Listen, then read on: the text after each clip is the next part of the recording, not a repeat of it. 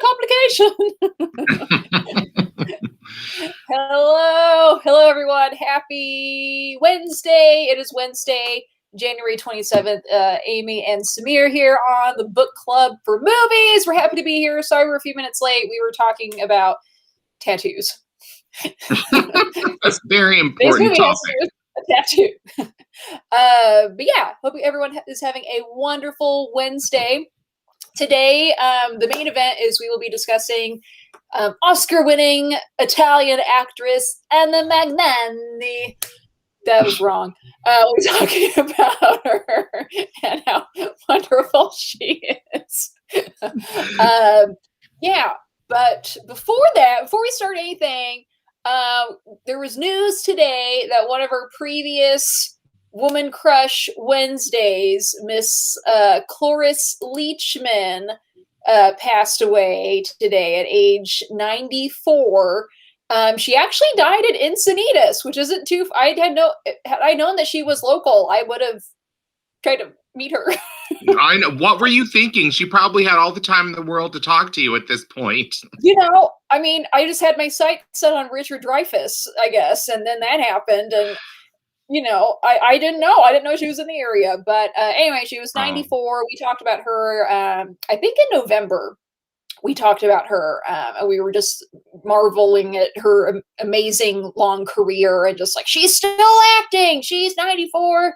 And I want to say she still has some things that are going to come out. Like, she was really still acting. And yes, she did win an Oscar. She won Best Supporting Actress for The Last Picture Show, which is the film that we had picked when we were talking about her. Anyway, but she had an amazing film career, an amazing television career, multiple Emmy winner. I think she was nominated in 4 or 5 different decades or something for an Emmy. Yeah. Just really record-setting actress. So anyway, it sounds like she peace. Yeah, died of natural causes. But good long life, when someone's that old. And she retired at Encinitas. That's a pretty awesome place to run out the clock, so to speak, because you're right there. It's a visually beautiful community. I don't know about her neighbors. We'll have to, jury's out on them, but the area is very beautiful, right near one of the most beautiful beaches in California. So goodbye, dear Cloris. Yeah, good long life and a final Frau Bruca to her. Anyway, love her. Yeah, if we get a chance to watch some of her movies or some of her shows. Yeah, a little sad, but again, she's in her 90s. Good life, good long life. Okay.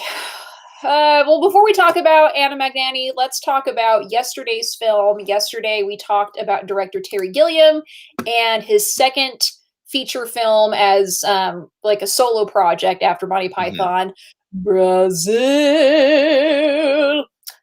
It'd been a while since I'd seen this. Samir, what was it like watching it again? It kind of felt like the energy matched the movie's manic weirdness matched Terry Gilliam's personality to it. It was one of those moments where you're like, oh, this is a movie that completely is so indicative of the filmmaker's personality in every way.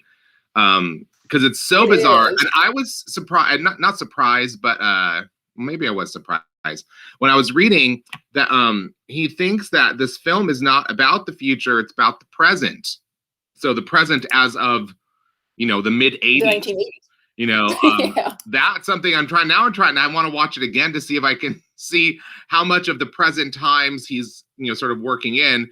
But, even a movie that was about the present through the lens of the future still ended up basically telling us how much the future was going to be similar to what we have now. It's like the basic things that he was talking about society are most of them are unchanged for the most part.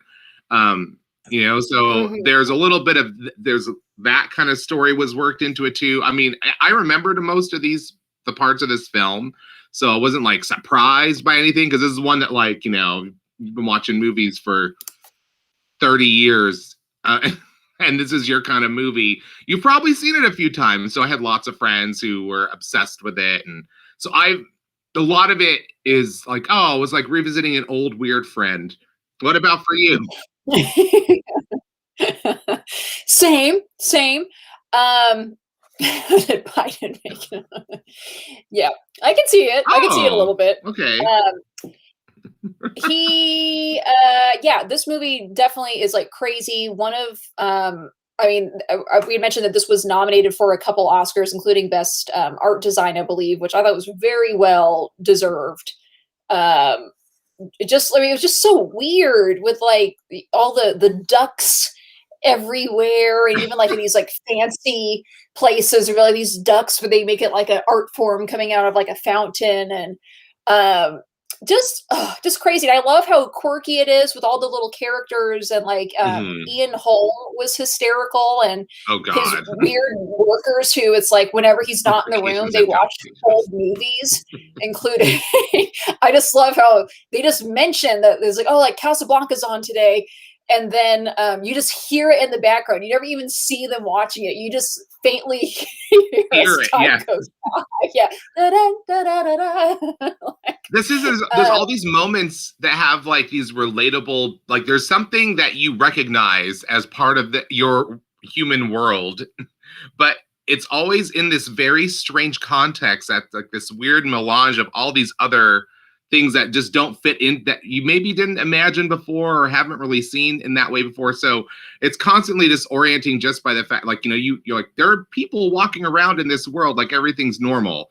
And so there's that sense of disorientation throughout the whole movie. Like there's like, I recognize what that is, but it doesn't seem to serve the same function, or doesn't work the same way in this universe that I think it should. So like especially the face stretching moment, because I also recognize that actress. I think, isn't it the actress she's like the sexy, the oversexed grandma or whatever from Who's the Boss? I forget the actress's name. She's been in a few other look it up. well-known movies. Yeah, with what's his name, Jim Broadbent. Is that his name, Jim Broadbent, as the plastic surgeon? I think it was actually. That was also a surprise. Like some of the people that I didn't get to know as actors until much later in their career, I'd forgotten were all in this movie. Catherine Hellmond. Overboard, Time Bandits, Soap. Yes, Soap. I remember her from Soap. I could have sworn it's the same woman from Who's the Boss. Does it have Who's the Boss on that list? When did that come out? That was in the 80s. It was a TV show. Moana. The Love Boat. Yes, Who's the Boss? I was like, are you looking in films? You're not going to find her TV show in the films list. But no, I remember her like, so it's always a surprise when I see her in these very high quality artistic movies. I'm like, I remember you from garbage television that I used to love. Who knew you had like an actual film career where you were in these amazing, strange films that you just don't, but she's like another sort of element of something normal and recognizable that's in this totally weird context that makes the movie disorienting even more so now than I think it was when I was younger. Because when you're young and you watch this, you're like, oh, cool. It's so like you don't really get anything. Yeah. Again, I think when I first watched this, I was probably in middle school or something. I was like, okay, hey, yeah, cool. But yeah, so many great supporting characters with wait, that's not the one I wanted, but Moana. Mona. Not Moana. She was talking about Mona. She played Mona in Soap. Yeah, the character. Yeah, Robert De Niro, and like it's somehow illegal that he's this like illegal air conditioning repairman. Like that's like, oh. See, even there, it's like air conditioning repairman, something you recognize as normal, and like, wait, why is it illegal? Why is what he's doing illegal? And I loved all the art design, just like with all like the weird posters talking about how like be suspicious and everything about suspicion, and it's like they live. Yeah, it was great. It was really great to visit this again.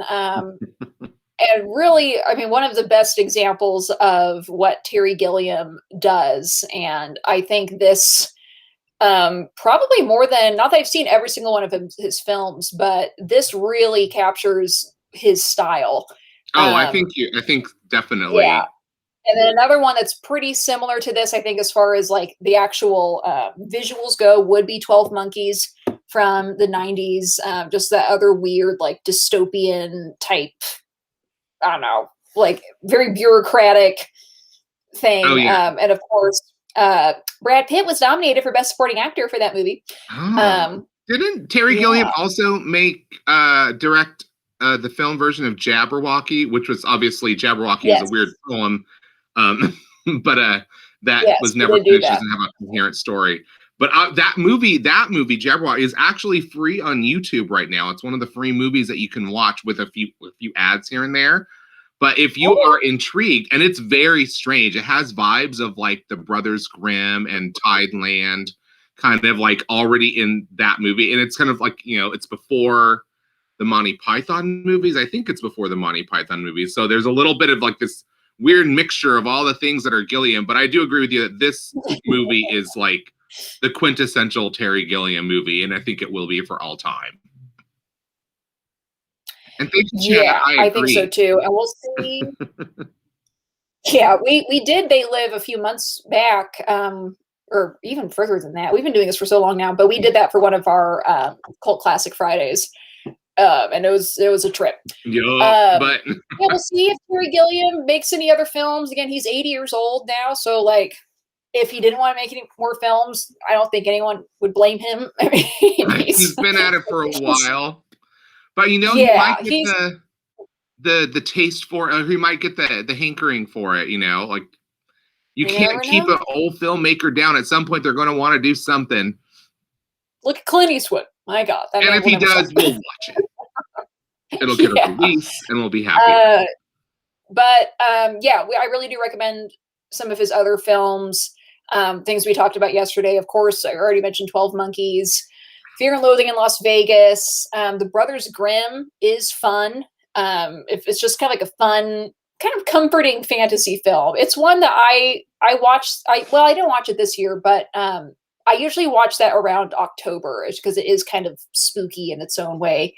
And then, of course, the Imaginarium of Dr. Parnassus is really good too. Yeah, Time Bandits. Yeah, I've got a lot. Said you used to hang out with Keith David. We need to speak about because another person to love. But that's for another day. Perhaps a Man Crush Monday. Oh, we'll see. We'll see. For him someday, because I do like him. But yeah, that's see, we got some Gilliam folks in here. People know. People quoting Adventures of Baron Munchausen, which until you said it yesterday, I felt like that was the first time I heard anybody mention that movie's title anywhere. And I was like, am I crazy for knowing that this exists? I felt like nobody who called themselves a Gilliam fan even knew that was one of his. I'm like, okay, maybe I am crazy. No. The Gelsons and Laurel Canyon. Oh, how people change. Oh, well, you know, get him to sign a copy of They Live for me, okay? Would you, next time you see him? But that has nothing to do with Terry Gilliam, unfortunately. Thank you for joining us, Luke. So today, let's move on to today's topic, the lovely Anna Magnani. I liked this picture of her because I felt like it wasn't that often where you saw her a little more glammed up because of these characters she played. She was really known for playing just like this almost like impoverished Italian woman. Or mostly, we would say what they used to say was earthy. There was an earthiness that was like that was a common adjective used to describe Italian leading ladies. Yes, she was known. And she was perhaps like the most fiery and passionate on screen, I think, of them all. For quite a while, she kind of held that. She wore that crown really more than any other Italian actress for Yeah. a long time until Sophia Loren, really.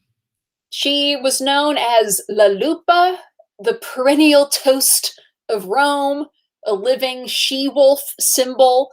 Normally played That's really weird. earthy, lower-class women.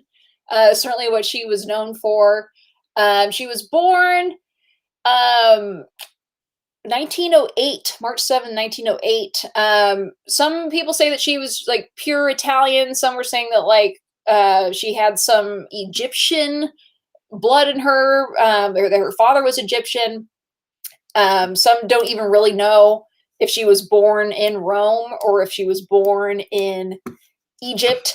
But eventually she was in Rome, kind of grew up in like an impoverished area of Rome. When she was 17, she began studying at the Eleonora Duse Royal Academy of Dramatic Art in Rome. She sang in nightclubs and cabarets to support herself. Even then, she was dubbed the Italian Edith Piaf. But then in 1933, she began acting in plays in Rome. And her first major film role, she was discovered by a filmmaker who they ended up marrying that year. But her first big film role was in 1934, The Blind Woman of Sorrento. I continued to be in other films since then. But one of the things that she's really known for, I want to say this is the only thing that I've ever seen her in, would be Rome, Open City, the Roberto Rossellini film. That's one of the films that is credited with starting the Italian neorealism film movement. That was, if you went to film school, you learned all about it.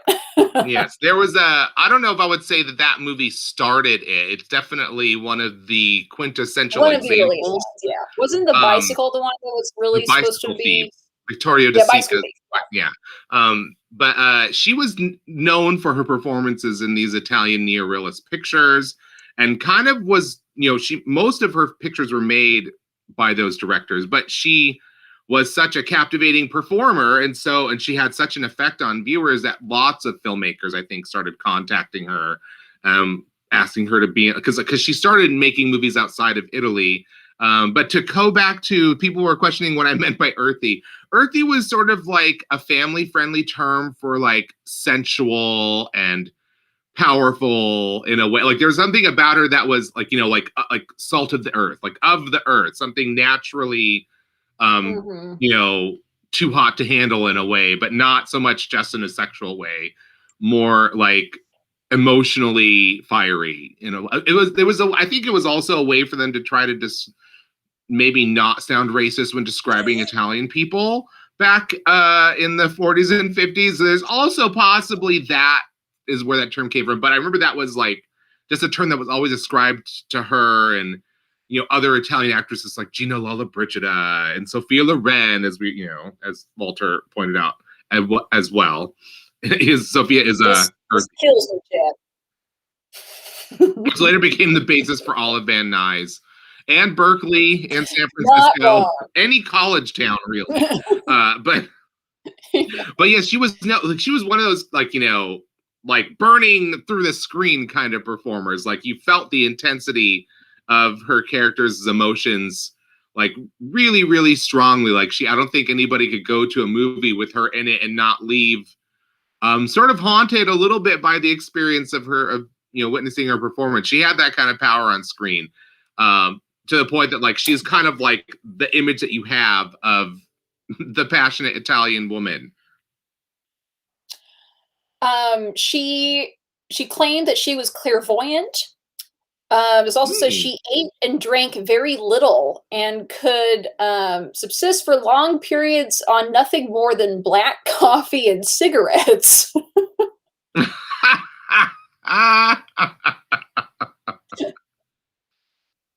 That's hilarious. Perhaps her strangest quirk was her love of defleeing street kittens with her thumbnails. That is a task, okay? Wait, what? A flea-infested kitten.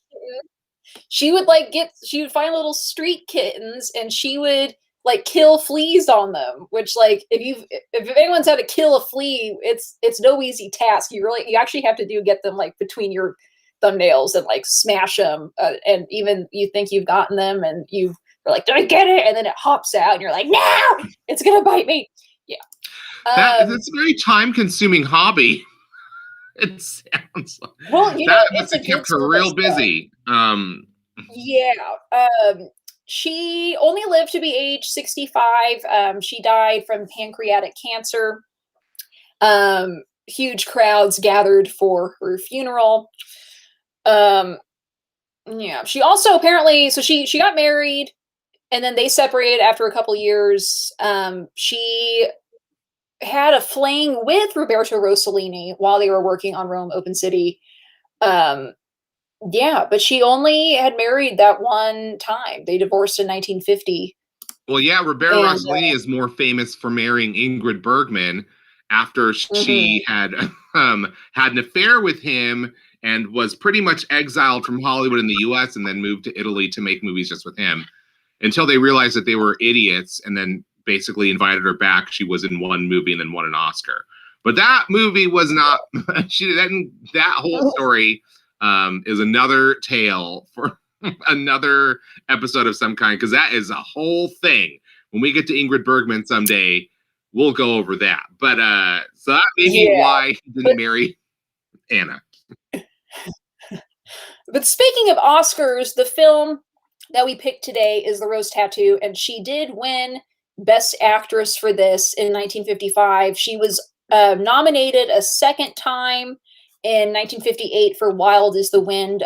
She did not win, but this was her first nomination, first Oscar. And this movie was nominated for a ton of Oscars, including Best Picture. It did win Best Actress, Best Cinematography for Black and White, and Best Art Direction. This came out in 1955. A Sicilian seamstress who idolizes her husband must deal with several family crises upon his sudden death. I guess she had met Tennessee Williams, and he just thought she was so awesome, and he actually wrote this for her. So I guess the movie came first, and then this did turn into a play. But this was, regardless, this part was written specifically for her in mind, which is cool, because she was like, this is my part, and I'm going to go win an Oscar. So you can tell that this was actually the first movie of hers that I had ever seen. Because I saw this before I went to film school. And of course, once you get to film school and they start teaching about neorealism, then of course, every film student watches that same clip from Rome Open City where she's running after, like, I think one of her children or her husband or somebody is arrested and being taken away by the armed forces. And she's running after them down the street, and she's basically shot and killed by soldiers in front of her other child. And it's like this horrible moment that just really drives home what that cinema movement really was. It says a lot. That one clip says so much, and she is like the face of that sort of teachable clip that I think almost every film student at any college has seen. So you should know her face at the very least. But I didn't know her for anything besides this movie by the time when I first started actually studying film many years ago. But this was one of those ones. It was on Turner Classic Movies, and I was like, I'm gonna watch this movie. Lancaster's taking his shirt off. Oh, he has an ugly ass tattoo. What is that? It's the tattoo of the movie. You're just gonna have to look past the ugliness and the horribleness of the whole idea of a tattoo like that. Because I don't know, his haircut's pretty bad. Like, that's obviously probably a little punched up for this cover, but still, like, I think that's where the tattoo is on his body. And thank God it was a fake they put on him, because wouldn't you hate to be marked with that forever? Again, I think his haircut's pretty atrocious, at least in this photo. Like, yes. That's almost worse than something that would be permanently on his body. Okay. Crystal says somebody cast a 16-year-old in this part. Why would you try to in college? Why would you do that? That's the worst casting decision ever. Was the 16-year-old a college student? Either way, no. There's no way you can play this character if you were 16 years old. It doesn't matter how much of a genius you may be. Genius intelligence does not equal life experience. And there's no way you could play this role without some pretty deep life experience. So I am horrified that they would have chosen. It's not so much that 16-year-old in a college. When I went to Berkeley, the first year I started, the youngest freshman that year was 16, I think. So like we've seen kids that age go to school, but they should not be cast in roles like this. You need an adult woman who's at least been married. Yeah, she was in her late 40s when they filmed this. I think she was around 46, 47. So certainly someone with a lot of life experience by that point. I mean, she had lived through World War II in Italy. And yeah. Oh, and I guess she was very outspoken against Mussolini during that time. A lot of experience there. She was on the right side of history. Hooray! But, we kind of always knew that about her. I feel like if she had been on the other side, she probably would not have been so warmly welcomed to Hollywood. Just a thought. I'm thinking like, oh, you're a fascist. Well, come on in. Like maybe that's what Disney did for Leni Riefenstahl, but I don't think anyone else in Hollywood was doing it for people in the 50s. So at least she was outspoken against the tyranny and the villainy of the fascist forces in Italy and Germany. Yeah. But like I said, I feel like I never would have expected otherwise with her. I would have been sincerely shocked if she had not been like that. Yeah. But she's got there's a lot of other great Italian films she's been in that you can look up if you like this movie. Yeah, she had